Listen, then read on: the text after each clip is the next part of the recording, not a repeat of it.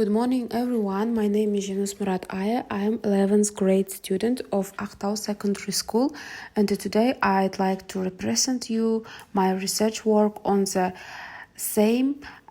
medical professions. I'd like to speak about a question that is both deeply personal and important. Why choose medicine? For many of us, this decision is not driven by a single reason, but by the intersection of several powerful motivations. First, medicine offers an extraordinary intellectual challenge. It demands curiosity and critical thinking. Second, there is a humanitarian impact. Medicine provides a tangible opportunity to make a difference, to relieve suffering, restore health, and sometimes even save lives. And the third, medicine carries social prestige and responsibility. Physicians are trusted members of their communities. Our story begins with ancient roots. Along the Silk Road, knowledge didn't simply travel as goods. It moved as ideas, science, and medical wisdom. Moving into the 20th century, medicine became more structured. Universities were established. Medical education became systematic, and the hospitals developed into organized healthcare centers. Finally, in the period of independence, healthcare entered a new stage of transformation. International protocols were adopted, modern diagnostics technologies were introduced, and high-tech medical centers were developed. Sanjar Asfindyarov played a crucial role in establishing higher medical education. He understood that strong healthcare begins with strong universities and well-trained physicians. Khalil Dosmuhamedov, an Alaj leader and a physician, worked to improve hygiene and public health in rural communities. He recognized that prevention and education are just as important as treatment.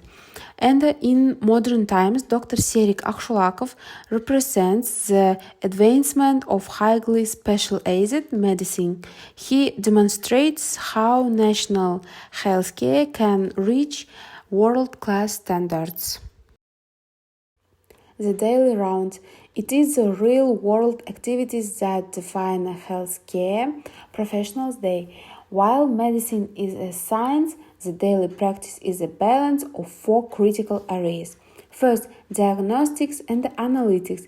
It involves gathering a patient's medical history. Second, treatment and management. This includes prescribing the right therapies. Third, prevention and education. We spend a great amount of time counseling patients of lifestyle, diet, and the habits to avoid disease before it starts. Finally, documentation. Perhaps the most overlooked part of the job is the paperwork. To be a good doctor, you need two things: a strong mind and a big heart. First, the mind. These are the hard skills. Doctors studies anatomy and psychology. They must know pharmacology, which is about medicine, and also they need rapid analytical thinking to help patients quickly. Second, the heart. These are the soft skills. A heal needs empathy and compassion. They means they care about people. They need resilience. This means they are strong when the job is difficult, and they need unwavering ethics to always do the right things. So, where can you study to become a doctor? This map shows the best universities in Kazakhstan. Nazarbayev University. It is in Astana. It's famous for research and lessons in English. Astana Medical University. This university is also in Astana. It focuses on practice in hospital. Қарағанда Medical University. This school is great for strong practical training, and the Kazanmu in Almaty. This is the oldest and the most famous medical institute. Now let's look at this scale. It's called ways in the profession. Every job has good things and hard things. On the left we have the reverse. These are the good things. Respect people, respect doctors. Stability, you always have a job. Happiness, it feels good to save lives. On the right, we have the challenges.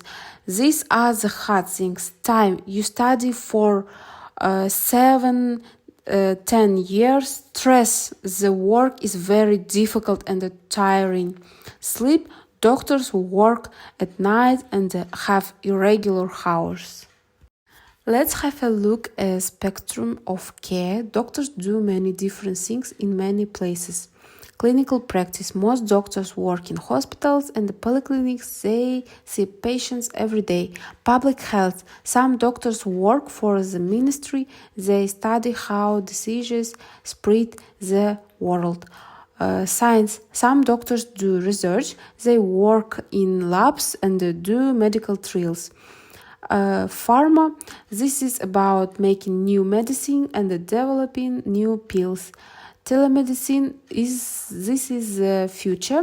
Doctors use computers to help patients from a distance.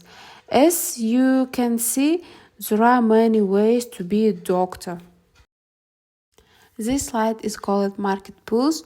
It shows where we need doctors today. Urban centers. In big cities, there are many doctors. Rural areas, in small villages and towns, there is a critical shortage. This means there are not enough doctors for the people. The demand for general practitioners is growing every year. The most important thing is this. If you are a good doctor, you will always have a job. The last slide is the horizon. It shows your future after you get a medical degree. You have two main paths. Path 1, management, the vertical path. This is for leaders. You start as a resident, then become a head department.